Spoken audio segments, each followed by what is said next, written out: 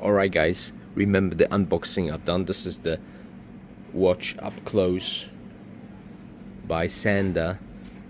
Looks really cool.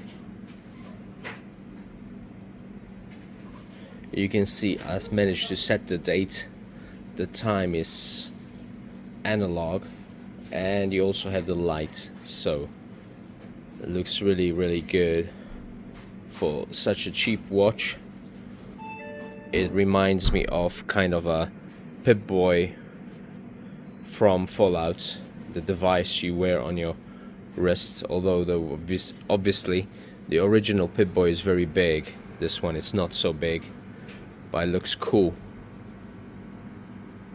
Okay, let me touch the lights here. This is the switch. So you can see the digits light up now. It looks really cool.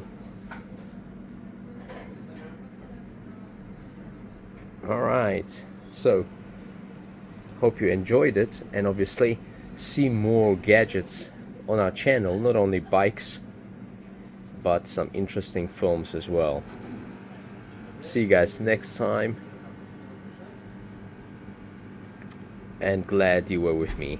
Don't forget to subscribe.